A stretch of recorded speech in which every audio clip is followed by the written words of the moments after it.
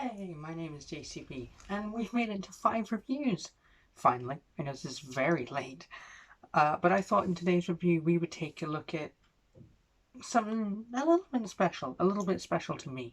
Um, and for 5 reviews, we're going to take a look at 5 whole figures. 5 whole Legends figures, but 5 whole figures. And I know we just discussed the Prime line like 3 videos ago, but this is one of the stranger and more interesting aspects of that line, and especially its Legion, or was it Cyberverse Commander class, whatever that part was. It's little ditty fellas. One of the more interesting parts of that. It's Prime Abominus. So there's a lot to get out of the way with Abominus first. First of all, I mentioned that he was special to me, and this is because Abominus here is one of the Transformers figures I have the fondest young memories of. He's one of the only parts of the Transformers franchise I have nostalgia for. It's not something that happens to me very often. I wasn't super into Transformers when I was young. Well, at least of the parts of my childhood that I remember. But Abominus was one of those things that sort of sticks out. Because he's kind of hard to forget. Another peculiar thing you might notice about Abominus is that he is a small-scale combiner. If you do third-party Legends collecting, which I don't yet, you're probably used to small-scale combiners. You've got your Magic Square Minosaurs, your New Age Devastators, and your Iron Factory Bruticus's, and DX9 Hulkies, and whatnot. But for Hasbro, for mainline Legends, combiners aren't really a thing they dabble in. There's 2 main ones, 3 if you want to count Infernicus, but I don't, because Infernicus is just this with a new torso. So there's only ever really been 2 Legend scale combiners.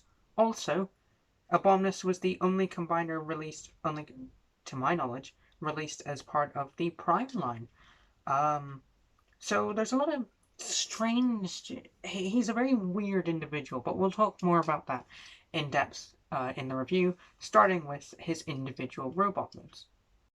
So we're going to be going in basically random order, just whatever way I decide to do it while filming. So starting off, we have Cutthroat, or I think he was known as Windrazor, because either copyright or they deemed Cutthroat too inappropriate for kids. Can I blame them? No, not really, but still, we'll be referring to him as Cutthroat nonetheless. I think he is my favorite of the set. Just in general, and specifically robot mode, he's I don't know whether or not he's the best. He definitely has a look to him, though. He's very nice looking. Looking at his head first, it's obviously very undetailed because it is tiny, but yet they've managed to put a lot of sculpted in detail, and they all really have the Prime aesthetic. Like, they do look like they could easily be in the show. It doesn't just look like a toy from another random line that happened to wind up in the Prime line. And it does make me wonder, like, if you're going to go through the effort of designing this entire combiner, maybe they were meant for the Prime line. Although I know a recolored version appeared in Prime's sequel series, Transformers Go, which was exclusive to Japan, blah de blah de blah, who cares? Let's talk about Cutthroat. Oh yeah, there's not much else more to talk about with Cutthroat. He has these huge wings here, and I really like these. They fold out for transformation, and that can give him a a sort of shield look, and I really like that. And obviously they are very well painted. I think this is paint. It seems like a lot of paint, but you can see the sort of bleed here where they meld into each other, so it seems like a massive amount of paint for a Legends figure, but I suppose he is probably one of the least complicated of the set, so maybe they were able to reconstruct the budget. I'm really sorry about the focus. I keep bringing him out of focus because I look at him over the camera instead of on the camera. He has little molded in hands, and he has like heels, like a heel, like, high heels. They look like they should be the other way around. Gender non-conforming Cutthroat. Whoa. In terms of posability, there's nothing but up at the head, and that looks kind of weird. Ball joints at the shoulders. Weird, already bent ball joints at the elbows, so they only really act as like swivels. Ball jointed hips and weird, not really knees. And to transform, I'm just going to transform him here, because why not? Fold out the tail, fold around the head, and that'll plug into the back, which will then send out the bird head. Rotate the shoulders up on these hinges, which reveals his Predacon symbol. He's the only one who hides the Predacon symbol in robot mode. So yeah, fold out these hinges, rotate these down, rotate the feet, and you're done. And I really like this bird mode. I think he's super cool looking. They all have this kind of dragon aesthetic because that's what this part of the line, the Beast Hunters part of the line, was going for. But man, he does look really cool. And I'm glad he doesn't just look like the fellow with his arms splayed out. The tail really does a lot, and it's nicely segmented. He's got a nice sort of spinal detail there, I guess you could say. Lovely detail on the wings. He's got two little claws that were visible in robot mode. I just didn't mention them. Even more paint on the head. New bird feet. Oh, maybe that's why they're not the other way around, because it fits well the sculpt. Oh, well, who cares? The only really bad part of this design is the visible hands here. Other than that, yeah, he's great. Good articulation. He's got up and down at the head, up and down at the tail. Same ball joints, as well as an additional flappy kind of hinge here. So yeah, we've started off strong. Cutthroat was my favorite of the set when I was young, and is probably still my favorite of the set. Partially just due to nostalgia. Hey, it's Joy, just letting you know I filmed this next section out of order with the rest, so enjoy. And next up we have Ripper Snapper, who is, like, he's fine. Ripper Snapper is one of the more bland members of the team. I just don't find him particularly interesting in his designs, in his color scheme. It's all just a bit, it's just a bit normal. His head is okay. It's definitely sort of sinister and evil looking enough, and it's very stylish, as is the rest of him and the rest of the set, but there's not a lot here that really stands out to me. The feet are quite kibbly, but it's fine. Who cares? Yeah, there's not really much to say. He's got a fairly big backpack, but it doesn't matter. He stands okay. Posability, he can look up and down. His head is on this bar, kinda. Ball joints at the shoulders, that allow that way and outwards and sort of like that. And he also has forward butterflies, which is quite nice. It's quite, gives him a little extra bit of expression, lets him do the Gynax pose. Ball joint at the legs, and just let him kick forward quite far, and a hinge at the ankle, as well as being able to fold out the monster arms for some extra heel support. So a perfectly average level of posability, nothing to write home about. The transformation is kind of clever. First of all, you want to get the feet and just rotate them around like that, and fold out the head in the process.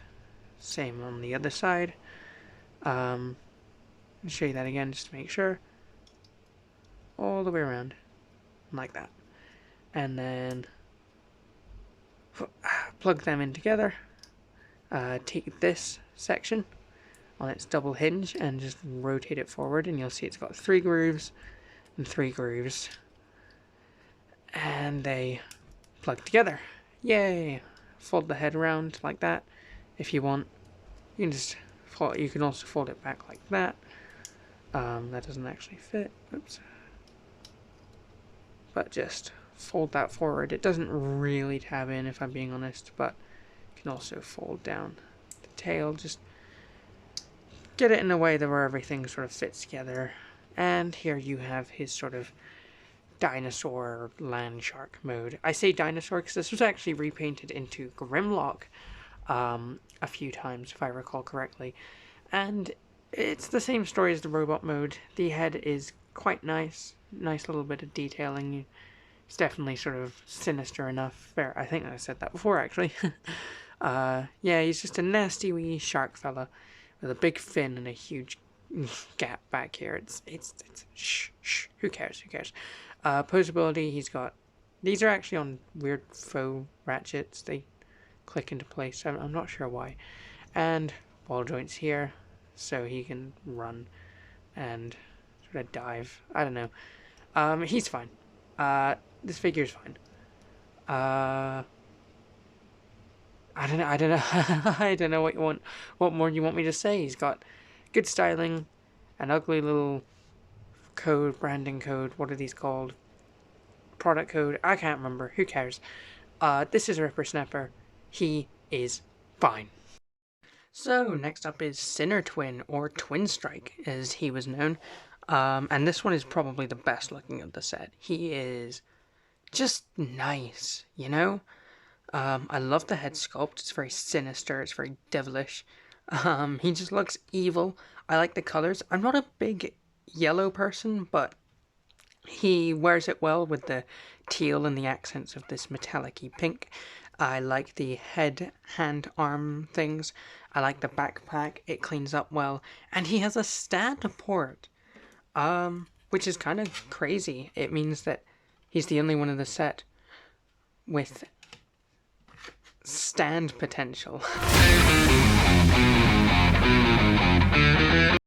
But yeah, he's just really good, and he's got a nice range of posability. The head has completely nothing. He's up at the shoulders. Ball joints that help him swivel, ball joints here, and he even has ball joints. Ball bleh, at the feet that swivel around and kind of move down a bit. They're not great, but, you know, it's nice. It's a nice touch. So he can kind of move it.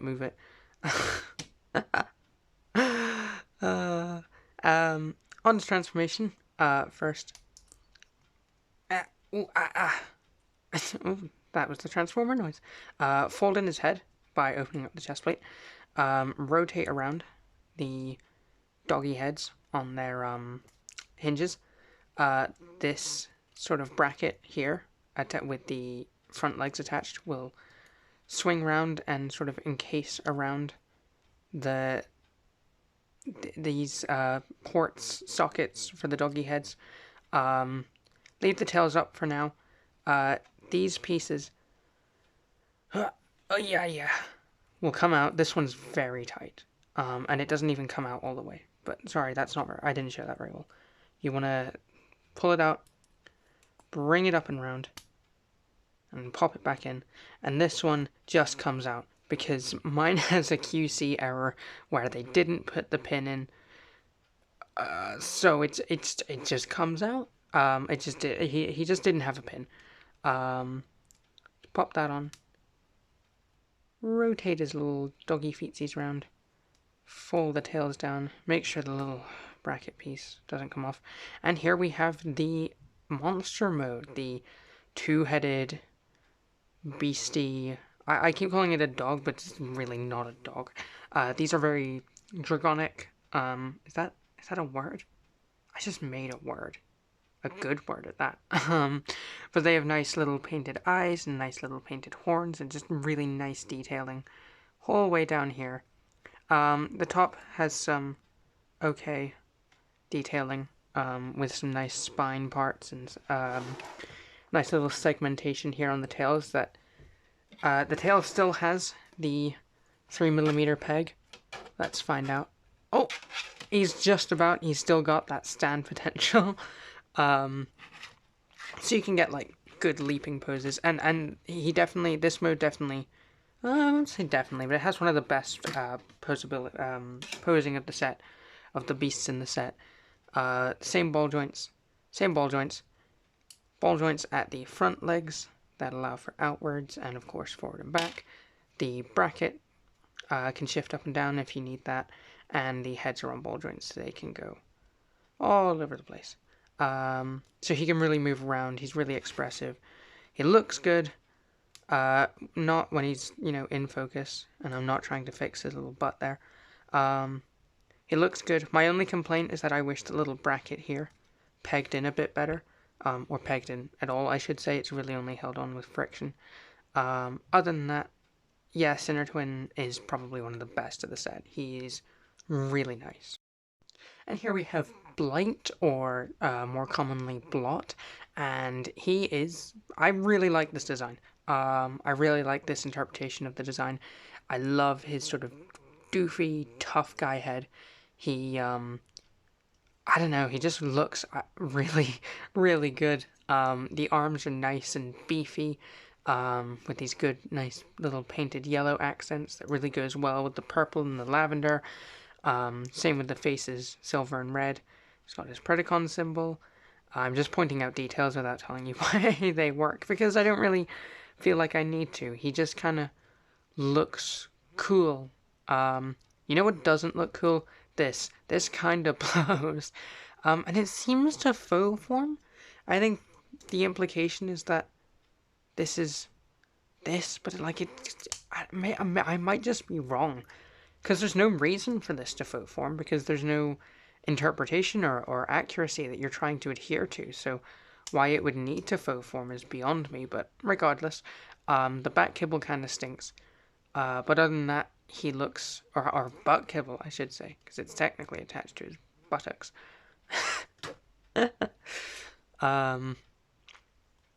No, he's just a really good interpretation of the character. It's a really nice stylized design. Posability, he can look up. There's ball joints here, those same hinge joints that I think work even better for him than they did for Ripper Snapper, because he is the beefy, tough one of the group, and if you've seen my Bone Crusher review, you know how much I like big, beefy, tough Transformers. Up at the legs, really high. No knee, only a swivel, and his feet can do that, if you want. I'm doing this like it's loose. It's not that loose. I just don't know why you would need to do that. Transformation. I really like the transformation. It's simple and yet clever at the same time, because basically what he does is he folds upside down.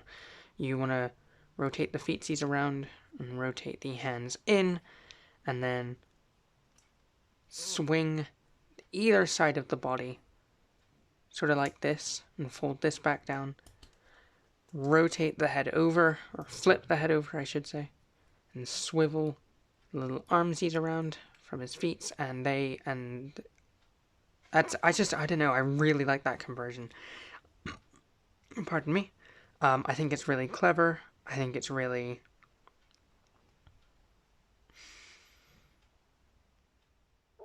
It's just good. It's just good. Yeah, I like the beast mode a lot here. Don't know. I don't know. I don't know what to say. I'm struggling for the words with this guy. He's got a good sort of that same sort of dragonic kind of mouth.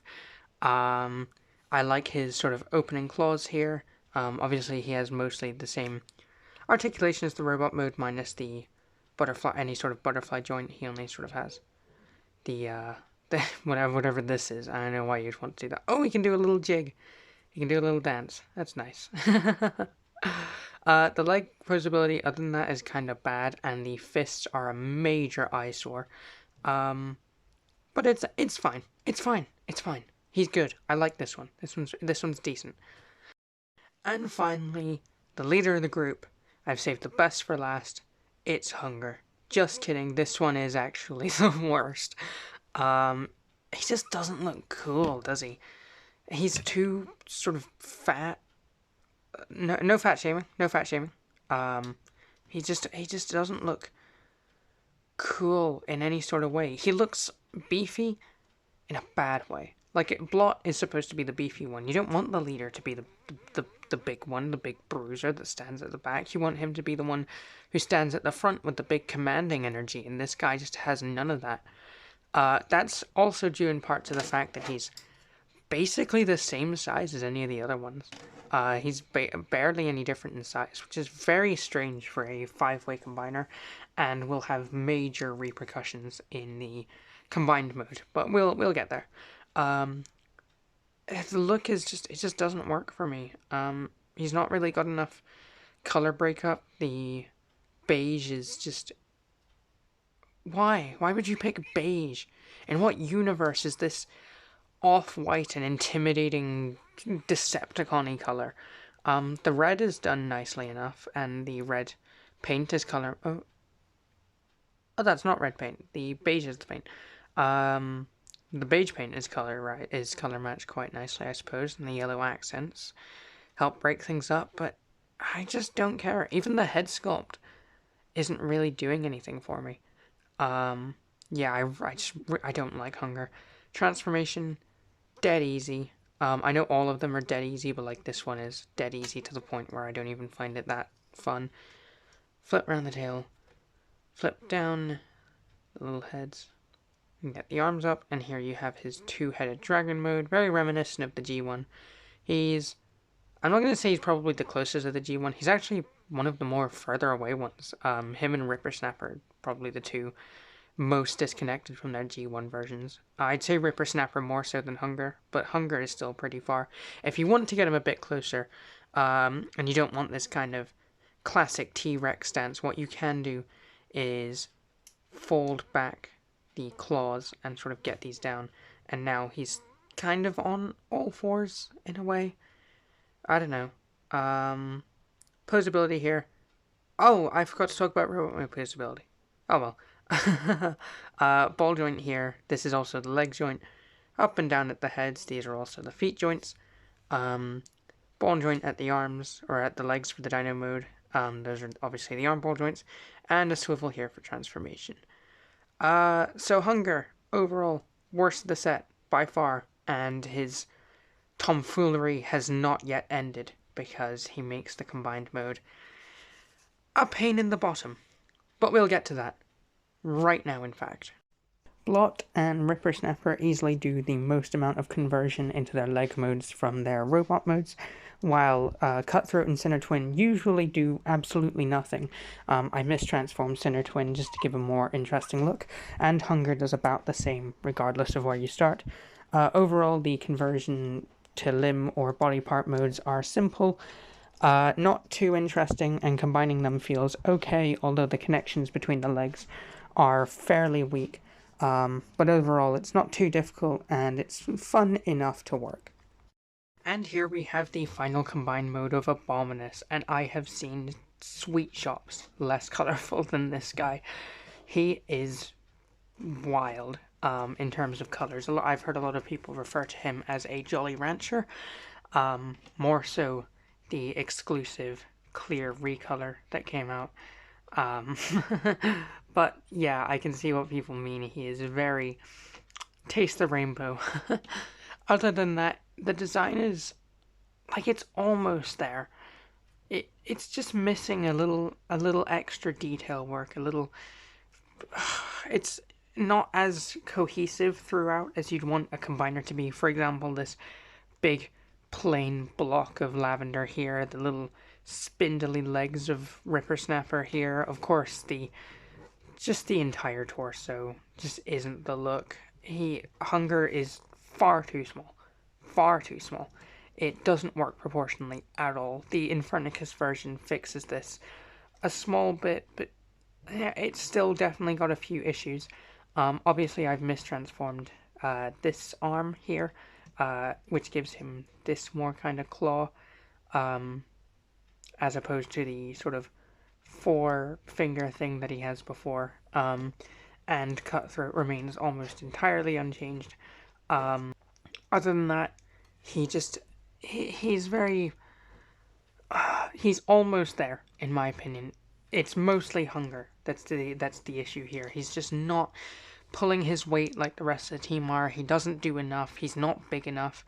The fact that entire Legends figures are being supported by single ball joints, and to be fair, quite well. But still, I don't think these will last over time without fixing, which is a shame.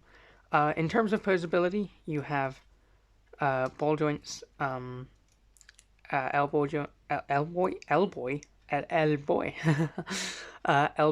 here, and sort of a claw for Ripper Snap, or for Twin Strike or Sinner Twin, or whatever you want to call him.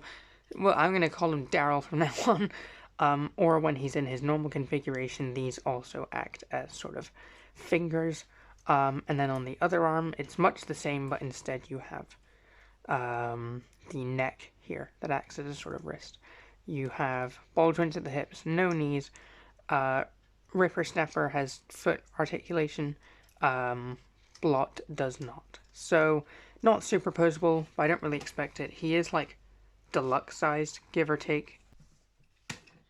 As shown with Crosscut here, he's just a head taller than a deluxe, maybe even Voyager. It's hard to say. So he's not super small, but I don't know. He's kind of spindly, a bit weird, not too posable, and honestly, as a combiner, I think the individual members are just a bit. Oh, sorry. Are just a bit better. Yeah, I don't know. I'm not gonna say I'm disappointed, because you have to stick with the difficulties that come from designing a Legends class combiner, and all of these figures are what, like £10 each tops. Obviously, like, but when you say that and you're like, well, actually, what I'm holding costs £50, and I don't know if that's worth it. But individually, the figures are good, and I just think that the combined mode maybe went for a little more, picked off more than it could chew. But we can talk about that more in the final verdict of this figure. So, where does this figure stand? It's an interesting mixed bag, as all combiners kind of are, but its place in the greater Transformers world, I feel like has been forgotten. It's frequently overshadowed by the only other Legends combiner, that being the Revenge of the Fallen Devastator, and is often forgotten among the well-renowned Prime small-scale line. But does it belong in your collection? That's up to you. It's an interesting piece that probably won't really be for everyone, whether they don't like small-scale or don't like Prime, but if you do like either of those things, I think it's worth checking out. Even if you don't really know whether you like it or not, if you can find it for a good price, I feel like it's worth having even a small look, or just getting the best looking figure in the set. For me, that'd probably be Cutthroat, Blot, or Sinner Twin in that order. Um, it's hard to say. I like this figure. I enjoy it. I'm going to probably say that for every figure that I review, because I don't really tend to keep figures that I don't really like. But it is partially out of a nostalgia for the design, having it when I was young, and just enjoying combiners and big scary monsters. So if you do feel like this is something that interests you, I'd say have a look. I wouldn't pay any more than Deluxe or Voyager for it, though. It's probably not worth anything more than that. But if you do like it, I reckon you should have a hunt for it. And if this video doesn't sell it for you, then not very much will. And with that, we are 5 whole reviews into this little series that I'm doing. I really hope you're enjoying them so far. I'm sorry that this one's taken so long. I wanted to do something kind of special, and I couldn't settle on a topic for a while, but so thank you for your patience. From here on out, I'm probably going to be focusing on more complicated reviews, more interesting things, maybe larger figures or double reviews, so expect some of that. And if you have enjoyed the series so far, please support me on Twitter and on YouTube with your likes and your subscriptions and your comments. And if you're one of my friends or people who's been with the series since the start, thank you very much. It means a lot, and I'll see you later.